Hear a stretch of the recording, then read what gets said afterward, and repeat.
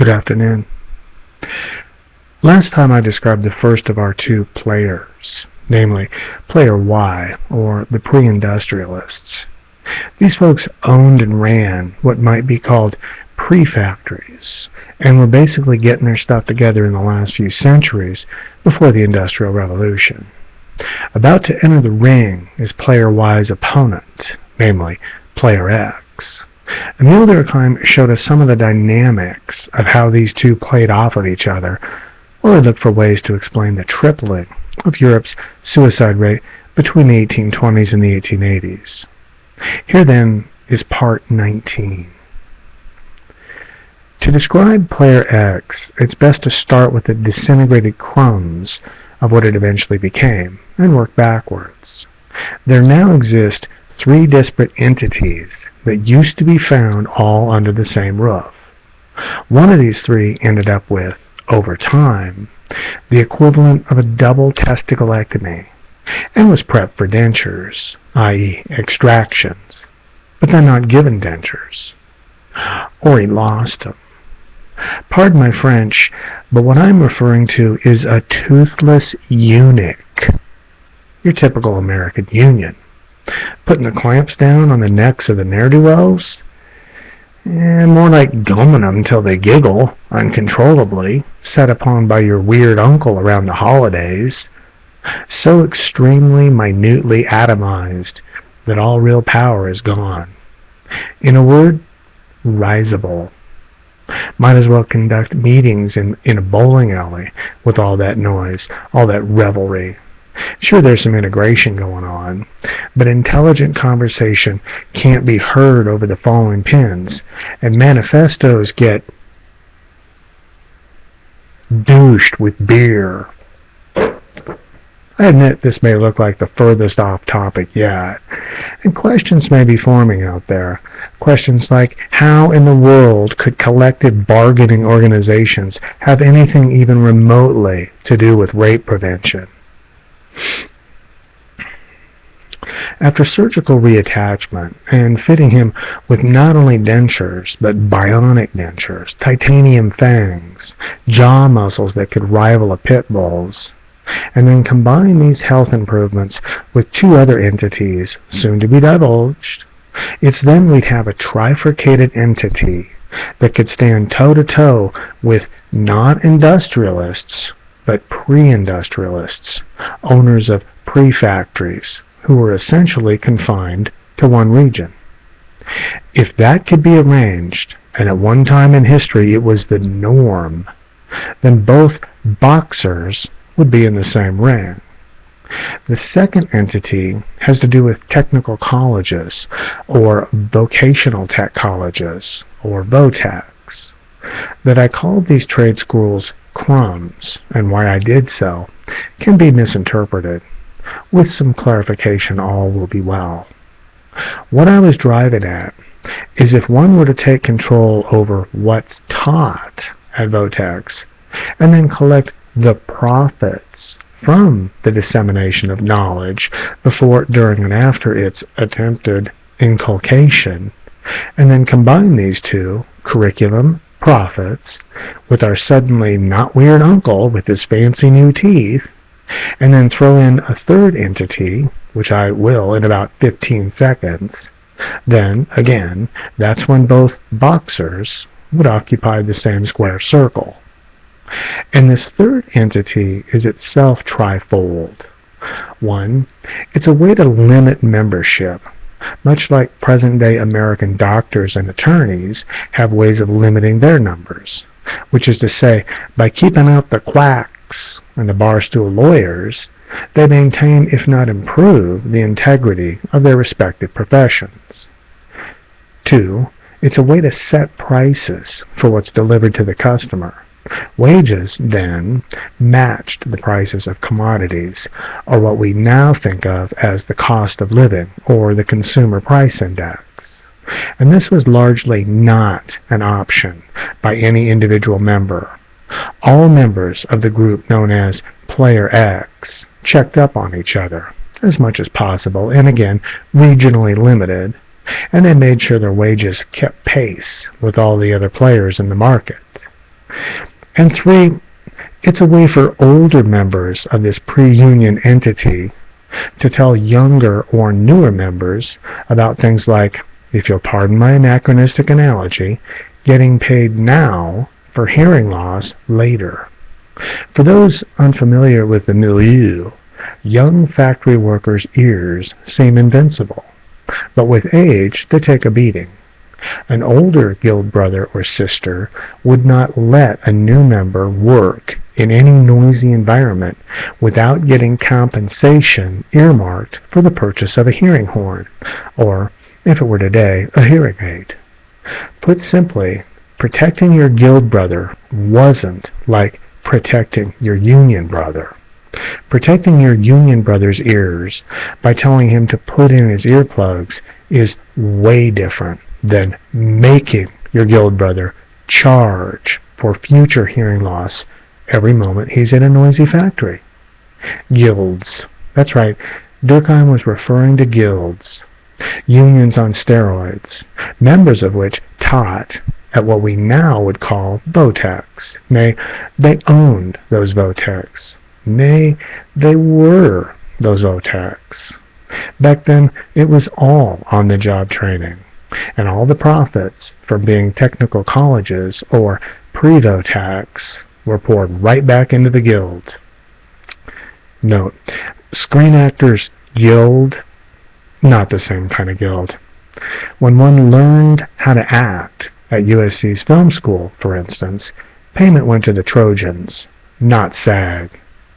Make no mistake, though, Durkheim's thrust here, well, or anywhere in his book, was not about feeling sorry for skilled workers because they A, lost their guild power, and B, started offing themselves in droves. Nope.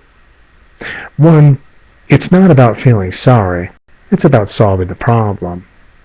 2, it's not like members of any particular class dominated what eventually became a tripling of the European suicide rate.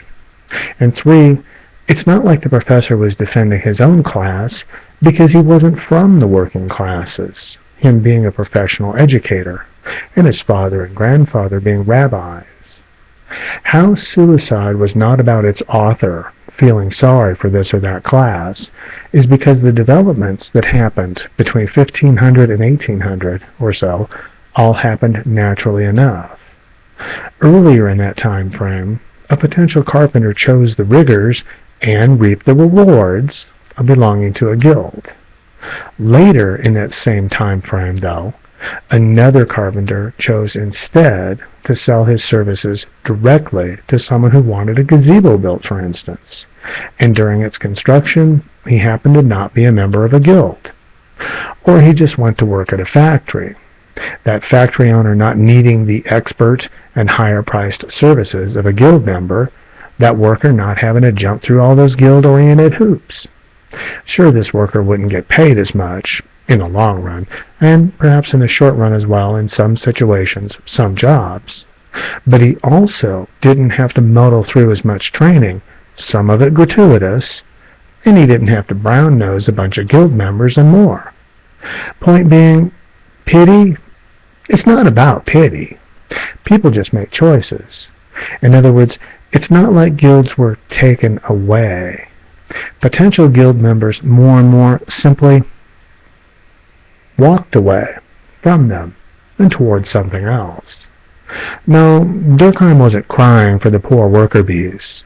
He merely noticed that during the last 3 centuries before 1820, suicide rates among all classes were fairly stagnant. But between the 1820s and the 1880s, something changed. What had been a relatively pluralistic setting, peopled by the aristocracy, the guilds, merchants, and an economically growing substratum of future industrialists, gradually became less pluralistic. The same factors that caused an economic depression during the middle of the 19th century just happened to not cause one a century or 2 earlier. A single crop failure wouldn't snowball, nay, it wouldn't avalanche into an economic depression earlier because wages earlier kept pace with prices enforced by well-integrated guild members, and thus had a stabilizing effect thereupon, stopping it while it was still a single snowflake, stopping it while it was still a blip, keeping it confined to one crop, and not all interconnected to all these other myriad products and services on the stock market. The precursors to industrialists, whilst keeping it regional, couldn't get as rich, so they couldn't fall as far. Later, though, when, say, the progeny of these pre-industrialists expanded internationally and globally, when they started owning straight-up factories rather than pre-factories, some of them, and a growing number of them, if they saw they were about to economically fall hard, and that they were about to be surrounded by many low-income people with whom they weren't integrated, well, they instead committed suicide. The aristocracy in the church used to chasten business people/merchants, used to give them boundaries. Then, with the ascent of merchants and industrialists, and with markets being pushed out further and further, these merchants and industrialists could get a lot richer, and some of them did get a lot richer. Urban professionals, accountants, financiers, stockbrokers, etc., being that much more tied into the wild fluctuations of the market, also could go bankrupt in a nanosecond, which, as discussed earlier, led to still more suicides. Plainly put, these folks chose the worst option. Getting rich or richer is not the worst option. Committing suicide because of an economic depression is the worst option. Who else chooses the worst option? When a middle or upper class American woman, after being raped that first time and by her husband, chooses to not turn him into the police, and then later she gets raped again and again and again by the same man, she has chosen the equivalent of suicide. Here's how. In her effort to avoid being surrounded by low-income women at a rape shelter, women she's not integrated with, and women she'd just as soon not pal around with, she chooses instead to stay with those she's integrated with, namely, those of the middle, or those at the top. All she has to do is be willing to integrate with all her sisters, and not just those of her same station, but instead she chooses a form of suicide. Yes, it really does come down to women being willing to stand shoulder to shoulder with other women and calling their bluff. And who exactly is this their? It's two groups, and it's both of their bluffs that need to be called, and by all of us, not just women. It's the bluffs of the buggy whip manufacturers and the bluffing of those rapacious middle and upper class husbands. The first group just needs to be told to quit turning leather into whips and instead turn it into car seats. The horseless carriage seems to be taken over. Why act like the market for buggy whips is only suffering a dip, a temporary dip, and is soon to recover? Why act like we taxpayers need to pay for your continued folly? We shouldn't even have to pay for you to retool your machines. It's called tough love. And not expressing tough love toward those conglomerates that needed it is what happened to us at the beginning of this so-called Great Recession. We American taxpayers got conned into bailing out the equivalent of 4 or 5 huge, too-big-to-fail corporations. These concerns had been getting paid big bucks for, allegedly, taking risks. One of the putative attributes of risk, though, is that if you win, you get a big payoff. But if you lose, you're supposed to go out of business. But we taxpayers line their pockets instead of letting Adam Smith's invisible hand do its thing. And we've been reeling ever since. If they were making a product that was so cool, they would have survived. If they were making the modern-day equivalent of buggy whips, then they should have been allowed to fail. Yep, you call their bluff. Unfortunately, sometimes a whole lot of bluff calling has to happen all at once for the strategy to be effective, which is a good place to stop. I'm not saying it's a good place to stop the bluff calling. I'm saying it's a good place to stop this part of The woman with 1.5 hands. We'll pick it up right here next time in part 20, or the conclusion of acceptable collateral damage.